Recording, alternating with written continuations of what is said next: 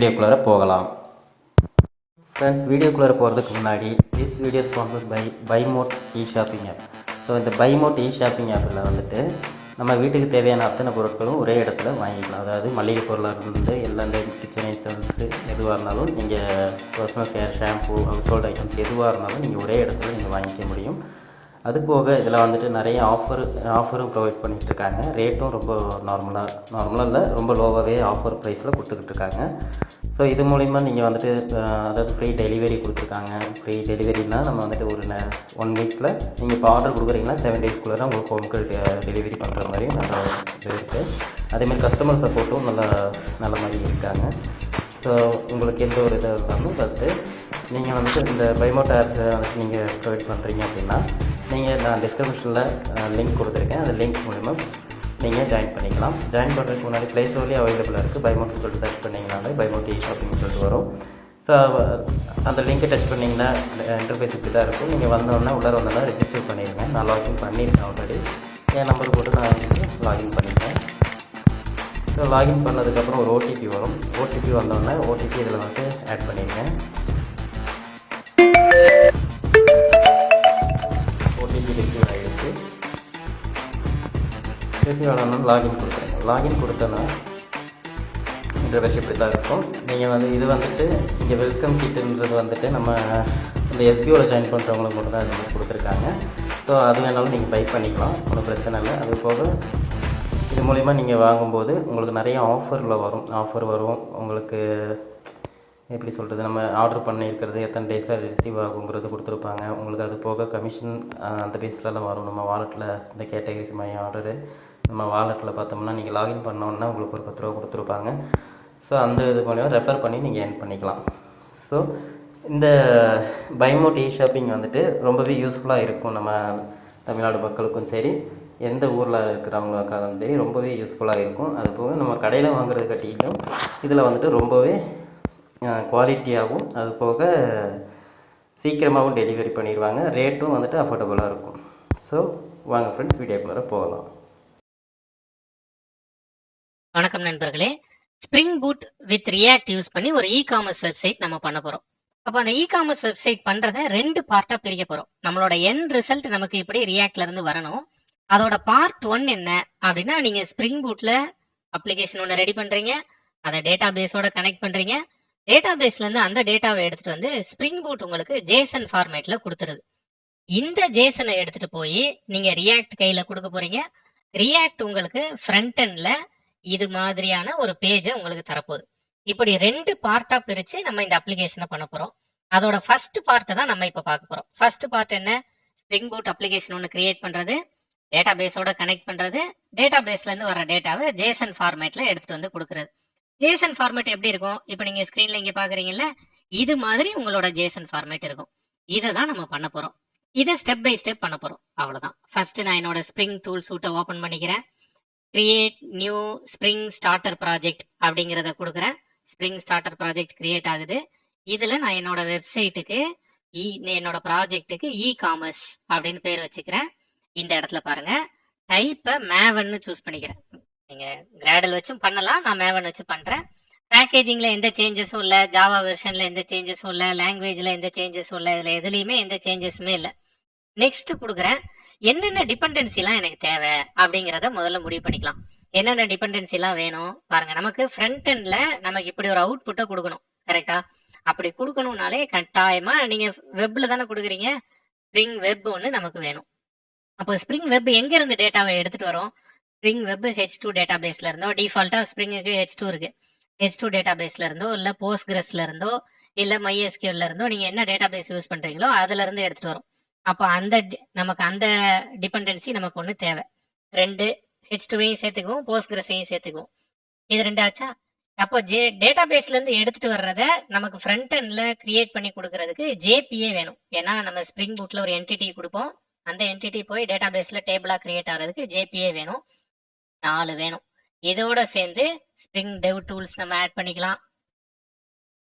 வேற ஏதாவது நமக்கு தேவைப்படுமா? இப்போதைக்கு நமக்கு இந்த டிபெண்டன்சிஸ் போதும்னு நான் நினைக்கிறேன். இந்த டிபெண்டன்சி எல்லாம் நம்ம இப்ப ஆட் பண்ணிக்கலாம். பாருங்க, இப்ப நான் ஸ்ப்ரிங்குக்கு போறேன். நான் இந்த இடத்துல வெப்னு டைப் பண்றேன். வெப்னு டைப் பண்ணி ஸ்ப்ரிங் வெப் ஆட் பண்ணிக்கிறேன். அதுக்கப்புறமா எஸ்கியூஎல்னு டைப் பண்றேன். எஸ்கியூஎல்னு டைப் பண்ணி ஸ்ப்ரிங் டேட்டா ஜேபிஏ ஆட் பண்ணிக்கிறேன். ஸ்ப்ரிங் டேட்டா ஜேபிஏ ஆட் பண்ணிட்டு வேற என்ன போஸ்ட்கிரஸ் ஆட் பண்ணிக்கலாம். இது ரெண்டும் நமக்கு இப்போ தேவை.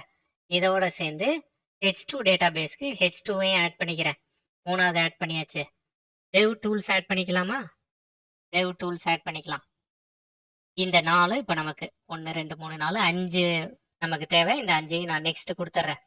இந்த 5 டிபெண்டன்சி இப்போ எனக்கு ஆட் ஆக போகுது. என்னோட ப்ராஜெக்ட் கிரியேட் ஆக போகுது. ப்ராஜெக்ட் ரொம்ப ஈஸி தான் இதுல நம்ம பண்றது. பாருங்களேன், இப்போ இந்த இடத்துல ப்ராஜெக்ட் கிரியேட் ஆயிருச்சு. இதுல இப்போ சோர்ஸ் மெயின் ஜாவா இருக்கா? இப்போ எனக்கு என்ன வேணும்? இந்த பேஜ் வேணும். இந்த பேஜ்ல என்ன இருக்கு? நிறைய ப்ராடக்ட்ஸ் இருக்கு. ஒவ்வொரு ப்ராடக்ட்டுக்கும் நிறைய டீடைல்ஸ் இருக்கு. ஒரு இமேஜ் இருக்கு, ஒரு டைட்டில் இருக்கு, ஒரு டிஸ்கிரிப்ஷன் இருக்கு, ரேட்டிங் இருக்கு, பிரைஸ் இருக்கு, ஸ்டாக் இருக்கு. அப்போ இவ்வளோ டீடைல்ஸ் வச்சிருக்கிற ஒரு ஜாவா கிளாஸ் வேணும். அப்போ நான் அந்த ஜாவா கிளாஸ் தான் டேட்டாபேஸ்ல போய் சேவ் ஆக போகுது. கரெக்டா? அப்போ நான் என்ன பண்றேன்னா, என்னோட ப்ராஜெக்ட்ல சோர்ஸ் மெயின் ஜாவா இருக்கா, அதுல com.example.demo இருக்கா, அதுல நம்மளோட இ-காமர்ஸ் அப்ளிகேஷன் நமக்கான பேஸ் கிளாஸ் இதுல இருக்கு. இதை நம்ம எதுலையும் கை வைக்க போறதில்ல. இதுல எந்த சேஞ்சும் நம்ம பண்ண போறதில்ல. இப்போ நான் என்ன பண்ண போறேன்னா, இந்த சோர்ஸ் மெயின் ஜாவாவை ரைட் கிளிக் பண்றேன். ரைட் கிளிக் பண்ணி நியூ இந்த இடத்துல கொடுத்துட்றேன். நியூ பேக்கேஜ் ஒன்று கிரியேட் பண்றேன். நியூ பேக்கேஜ் com.example.demo.entity அப்படின்னு ஒன்று கொடுத்துட்றேன். அப்போ ஒரு என்டிட்டி கிளாஸ் இப்போ நம்ம கிரியேட் பண்ண போறோம். என்ன என்டிட்டி கிளாஸ் கிரியேட் பண்ண போறோம்? டேட்டாபேஸ்ல நமக்கு என்ன வேணுமோ அது. டேட்டாபேஸ்ல என்ன வேணும்? ஒரு டேபிள் வேணும். என்ன டேபிள் வேணும்? ஒரு ப்ராடக்ட் டேபிள் வேணும். அப்ப நான் ஒரு கிளாஸ் கிரியேட் பண்றேன். அந்த கிளாஸுக்கு ப்ராடக்ட் அப்படின்னு பேர் வச்சுக்கிறேன். இப்போ இதுதான் என்னோட என்டிட்டி கிளாஸ். இதுதான் என்டிட்டி கிளாஸ்ங்கிறது நான் எப்படி ஸ்ப்ரிங் பூட்டுக்கு சொல்றது? @entity அப்படின்னு அனடேஷன் ஆட் பண்ணிக்கிறேன். இப்போ ஸ்ப்ரிங் பூட்டுக்கு புரிஞ்சிடும். Ctrl+Shift+O கொடுத்துக்கலாமா? @entity கொடுத்துட்டு இது என்னோட என்டிட்டி கிளாஸ். எரர் காட்டுதுன்னு பாத்துக்கலாமா?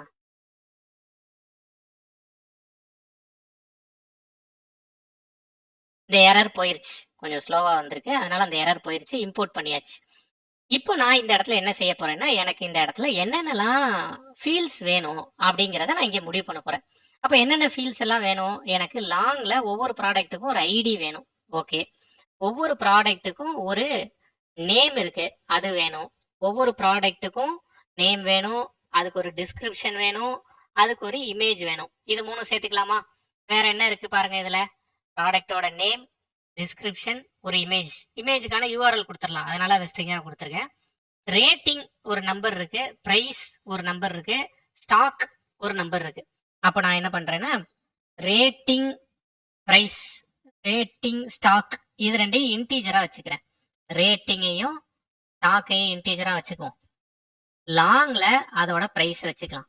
அவ்வளவுதான். இவ்வளவு டீடைல்ஸ் தான் எனக்கு டேட்டா பேஸ்ல போய் ஸ்டோர் ஆகணும். ஓகே. இப்போ இந்த லாங்கிறது ஆட்டோ ஜென்ரேட்டடா இருக்கட்டும் அப்படின்னு நினைச்சேன்னா, நான் இந்த இடத்துல @id அப்படிங்கிறத கொடுத்துக்கலாம். @id கொடுத்துட்டு இந்த இடத்துல பாருங்க, ஜெனரேட்டட் வேல்யூ கொடுத்துக்கலாமா?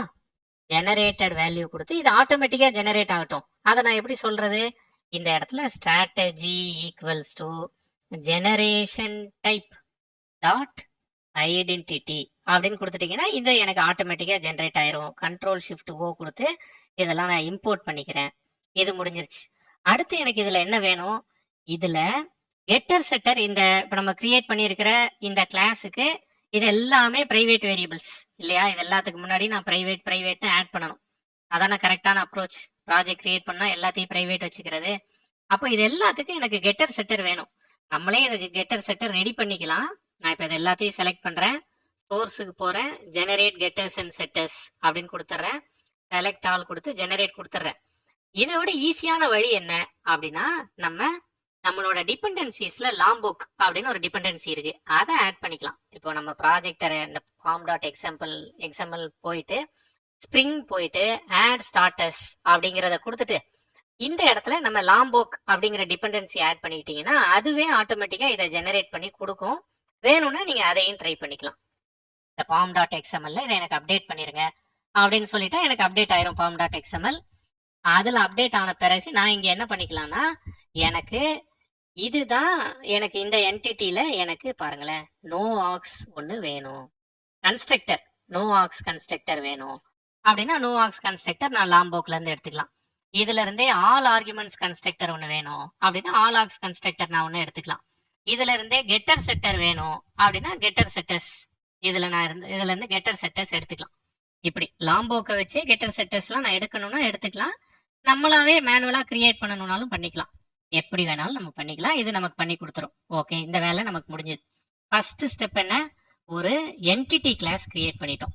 ஓகே, இப்போ இந்த என்டிட்டி கிளாஸ் எதோட கனெக்ட் ஆகணும்? இந்த என்டிட்டி கிளாஸ் நம்மளோட டேட்டா பேஸோட கனெக்ட் ஆகி, என்டிட்டி கிளாஸ் பேர் என்ன? ப்ராடக்ட்னு வச்சிருக்கீங்களா? இதே பேர்ல ஒரு டேபிள் கிரியேட் ஆகணும். நம்மளோட ப்ராடக்ட்ங்கிற பேர்ல ஒரு டேபிள்.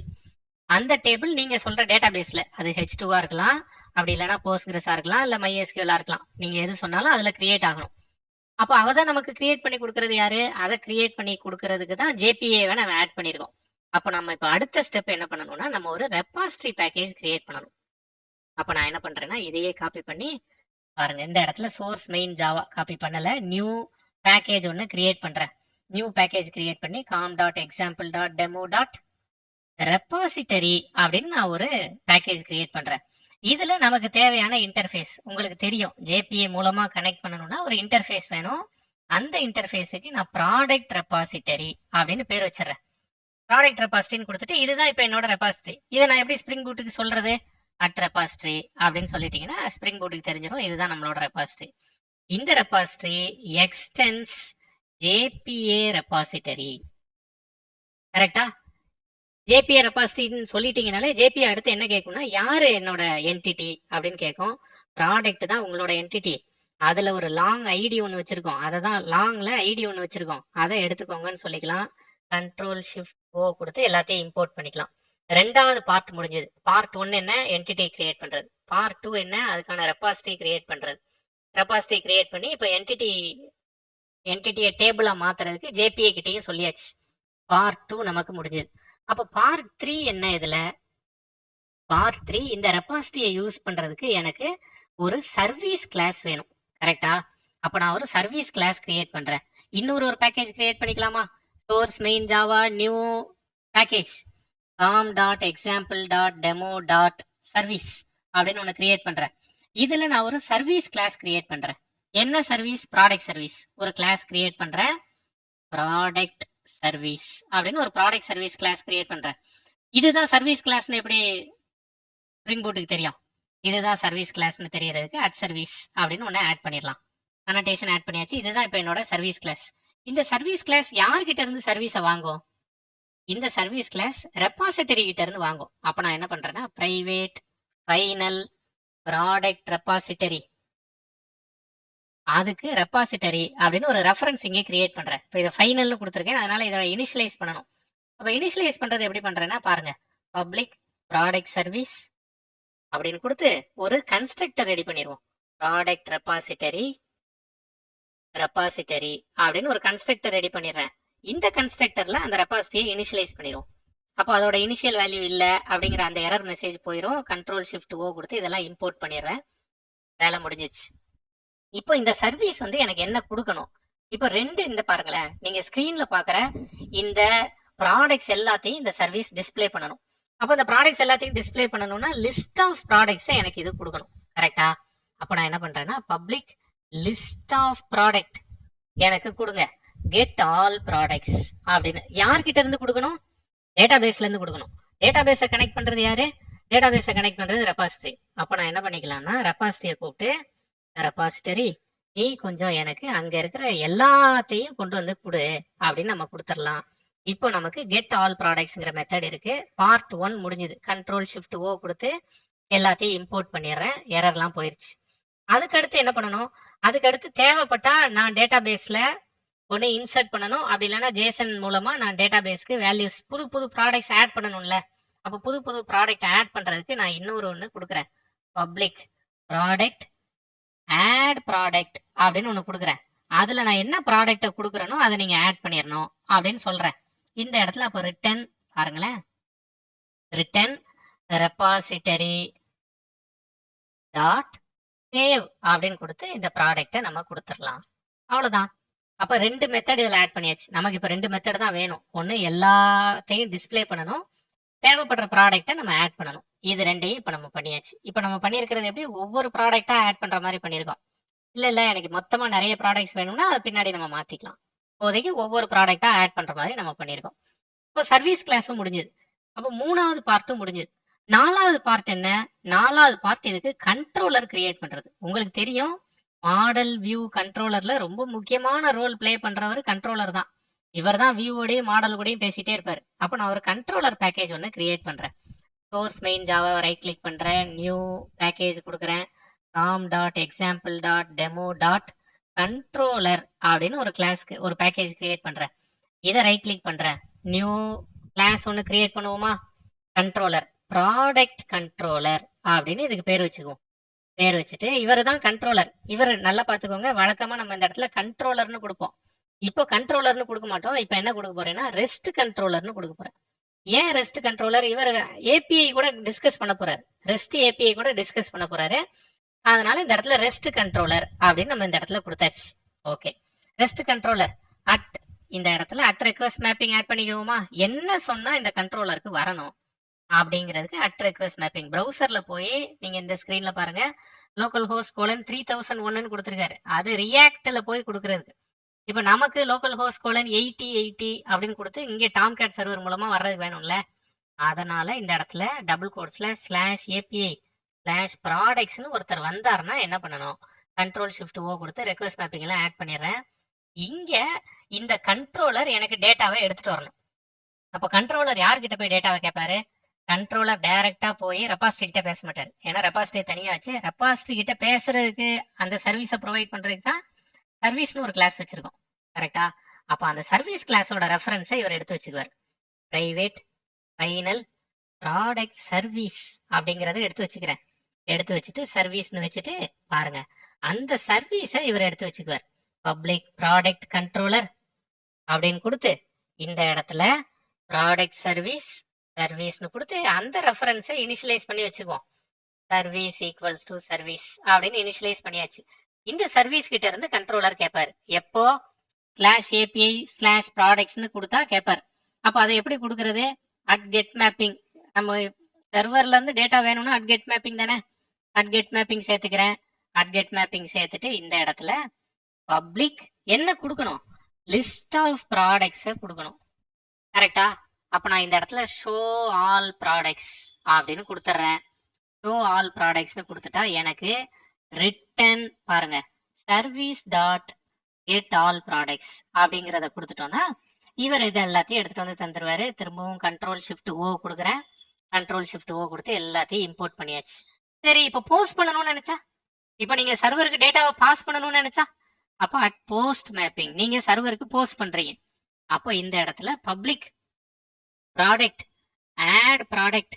அப்போ உங்களோட ரெக்வஸ்ட்ல இருந்து நீங்க ஒரு ப்ராடக்டை கொடுக்கணும், அதை தான் நாங்க ஆட் பண்ணி உங்களுக்கு கொடுப்போம். அதனால அட் ரெக்வஸ்ட் பாடி கொடுத்து அந்த பாடியில இருந்து ப்ராடக்டை எடுத்துக்கோங்கன்னு சொல்லிட்டு இப்போ எனக்கு என்ன ரிட்டர்ன் பண்ணணும், சர்வீஸ்ல அதை ஆட் பண்ணிருங்க. அந்த ப்ராடக்டை ஆட் பண்ணி அதை எனக்கு ரிட்டர்ன் பண்ணிருங்க. Ctrl+Shift+O கொடுத்து எல்லாத்தையும் இம்போர்ட் பண்ணுங்க. கிட்டத்தட்ட நம்மளோட எல்லா வேலையும் முடிஞ்சது. ப்ராடக்ட் கண்ட்ரோலர் எல்லா கிட்டத்தட்ட இப்போ நம்ம 4 கிரியேட் பண்ணிட்டோம். Step 1, step 2, step 3, step 4. முதல்ல என்டிட்டி கிரியேட் பண்ணிட்டோம். அடுத்தது ரெபாசிட்டரி கிரியேட் பண்ணிட்டோம். அடுத்தது சர்வீஸ் கிரியேட் பண்ணிட்டோம். அடுத்தது கண்ட்ரோலர் கிரியேட் பண்ணிட்டோம். அடுத்து இப்போ நமக்கு என்னென்ன வேலை இருக்கு, இப்போ நம்ம போக வேண்டியது அப்ளிகேஷன் டாட் ப்ராப்பர்ட்டிஸ் ஃபைல். எங்க இருக்கும்? உங்களோட ப்ராஜெக்ட்ல சோர்ஸ் மெயின் ரிசோர்சஸ்ல அப்ளிகேஷன் டாட் ப்ராப்பர்ட்டிஸ் போய் பாருங்க. இங்க போய் இப்போதான் நம்ம என்னென்ன வேலை ஆரம்பிக்கணும். டேட்டாபேஸ் யாரு, இப்போ நீங்க போஸ்ட்கிரஸ் யூஸ் பண்ண போறீங்களா, H2 யூஸ் பண்ண போறீங்களா, MySQL யூஸ் பண்ண போறீங்களா, Oracle யூஸ் பண்ண போறீங்களா, அது யாரு, அந்த டீட்டெயில் கொடுக்கணும். அந்த டீட்டெயில் கொடுத்தீங்கன்னா அப்படி ஒரு டேட்டாபேஸ்ல 2-3 வேலை இருக்கு பாருங்க. ஒன்னு உங்களோட டேட்டாபேஸ் யாருங்கிறத நீங்க சொல்லணும், ரெக்வஸ்ட் நம்பர் 1. அடுத்தது அந்த டேட்டாபேஸோட யூசர் நேம் என்ன, பாஸ்வேர்டு என்னங்கிறத சொல்லணும். இது 2வது. இந்த 2 வேலை இருக்கா? இது 2ஐயும் சேர்த்து இப்போ டேட்டாபேஸ் யூசர் நேம் பாஸ்வேர்டு சொன்னதை வச்சுட்டு உங்ககிட்ட ஒரு என்டிட்டி கிளாஸ் இருக்கு. அந்த என்டிட்டி கிளாஸுக்கு பொருத்தமான டேபிள் கிரியேட் ஆகணும். அதை யார் பார்த்துக்கணும்? அதை JPA பார்த்துக்கணும். அப்போ JPA-வையும் இந்த அப்ளிகேஷன் டாட் ப்ராப்பர்ட்டிஸ் ஃபைல்ல நம்ம போய் சொல்லணும். அவ்வளோதான் வேலை. இது வழக்கமா நம்ம பண்றதுதான். நான் இங்க தனியாவே எடுத்து வச்சிருக்கேன். பாருங்க. இதுல நான் இது மொத்தத்தையும் காப்பி பண்ணிடுறேன். காப்பி பண்ணிட்டு இதை நான் உங்களுக்கு அப்டேட்டும் பண்ணி வைக்கிறேன். இந்த இடத்துல பாருங்க, அப்ளிகேஷன் டாட் ப்ராப்பர்ட்டிஸ்ல என்னென்ன கொடுத்துருக்கோங்கிறத காட்டுறேன். ரொம்ப ஈஸியா புரிஞ்சுக்கலாம். மேல முழுக்க கமெண்ட் பண்ணியிருக்கோம். அப்ளிகேஷன் டாட் ப்ராப்பர்ட்டிஸ் ஃபைலுங்கிறது ஒரு கீ வேல்யூ பேர் தான், ஈக்குவல்ஸ் டு கொடுக்குறது. கமெண்ட் பண்ணணும்னா செலக்ட் பண்ணிட்டு கண்ட்ரோல் ஸ்லாஷ் கொடுத்து கமெண்ட் பண்ணிக்கலாம். இந்த ஹேஷ் கொடுத்தா கமெண்ட்னு அர்த்தம். இப்போ நம்மளோட application spring dot application dot name, இதில் அப்ளிகேஷன் நேம் கொடுத்துருக்கோமா? இங்கே அப்ளிகேஷன் நேம் நம்ம இ காமர்ஸ், அதையே 2வது தடவை கொடுத்துருக்கிறதுனால இங்கே அப்ளிகேஷன் நேம் என்ன கொடுத்துருக்கோம்? இ காமர்ஸ் தானே கொடுத்துருக்கோம். அதே இங்கே 2வது தடவை காப்பி ஆயிருக்கு, அதான் எரர் மெசேஜ் வருது. இப்போதைக்கு நான் அதை கமெண்ட் பண்ணிடுறேன், இல்லை டெலீட் பண்ணிடுறேன். டெலீட் பண்ணியாச்சு. பாருங்க, இப்போ நான் என்ன பண்ணியிருக்கேங்கிறத காமிக்கிறேன். மேலே நீங்கள் கமெண்டடாக பார்க்குறது எல்லாமே H2 டேட்டா பேஸோட இருக்கிறது. அதை பின்னாடி டிஸ்கஸ் பண்ணுவோம். ஏன்னா H2 வந்து ஒரு வேலட்டைல் டேட்டா பேஸ். ஒவ்வொரு தடவை நீங்கள் சர்வர் ரீஸ்டார்ட் பண்ணும்போது டேட்டா டெலீட் ஆயிரும். அதனால நம்ம H2க்கு போகாம நம்ம போஸ்ட்கிரஸ்ல பண்ணுவோம். H2ஓட ஸ்டெப்ஸும் நான் உங்களுக்கு சொல்றேன். இப்போ பாருங்க, spring dot SQL dot init dot mode always கொடுத்துட்டோம். இப்படி கொடுத்துட்டோம்னா எப்பவுமே டேட்டா பேஸை இது இனிஷியலைஸ் பண்ணி வைக்கும். அதோட சேர்ந்து என்ன பண்ணிட்டோம், லொகேஷன் டேட்டா டாட் எஸ்கியூஎல் கொடுத்துருக்கேன். ஆக்சுவலாக இது தேவை கிடையாது, இதை கமெண்ட் பண்ணிக்கலாம். Spring dot application dot name நம்மளோட இ காமர்ஸ், நம்மளோட project name. Spring dot data source dot URL இதெல்லாம் எப்பவுமே டிஃபால்ட்டாக கொடுக்க போகிறது. என்ன கொடுக்க போகிறோம்?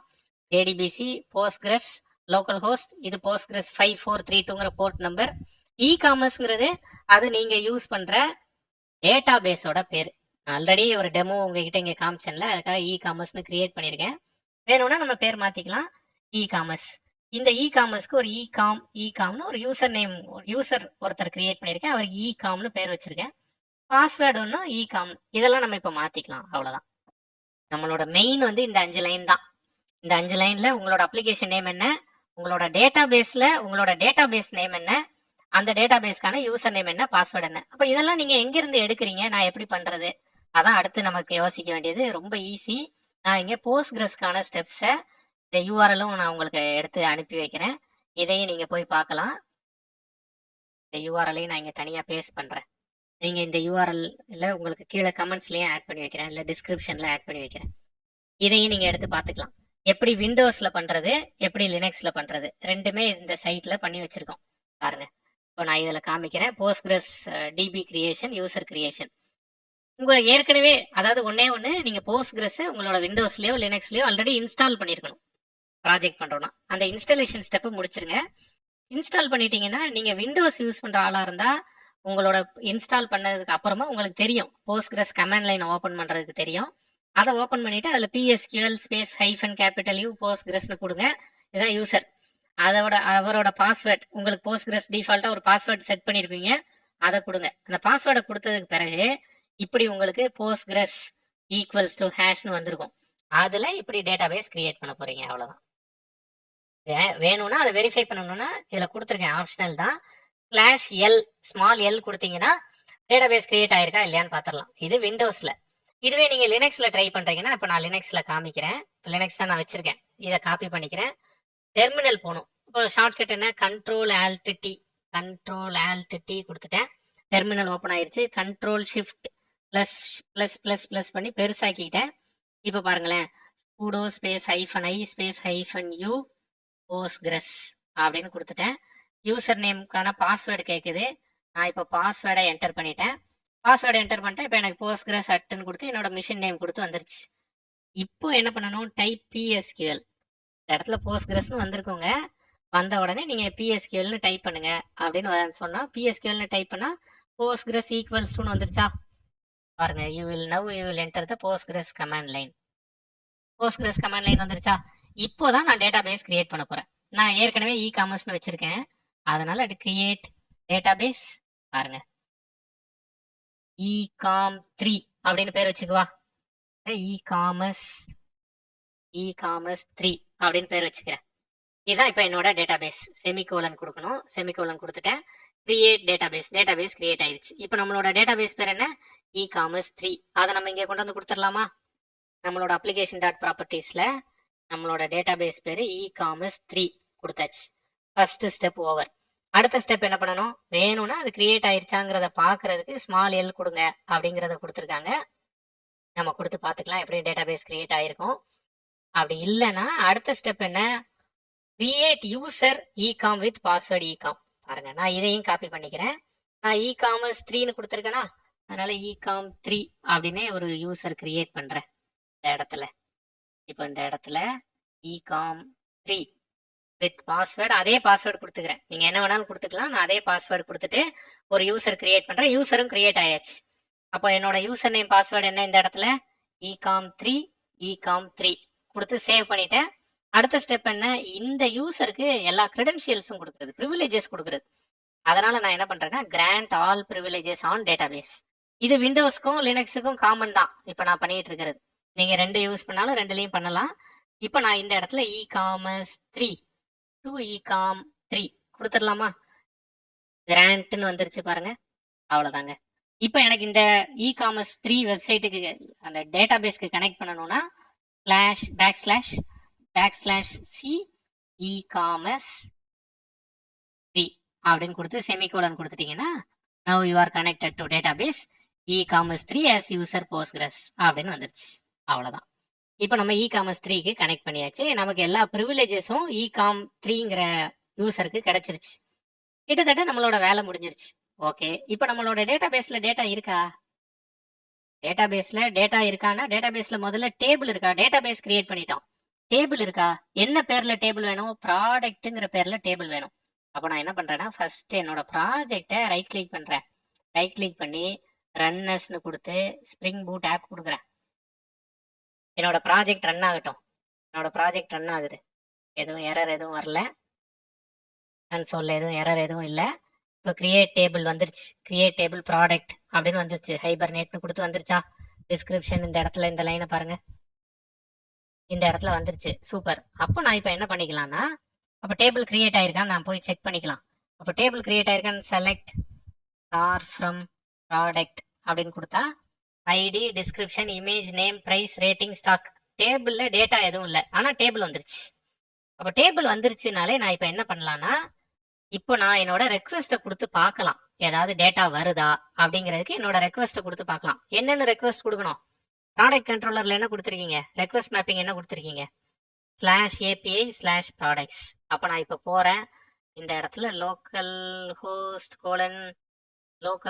Colon 8080 /API/products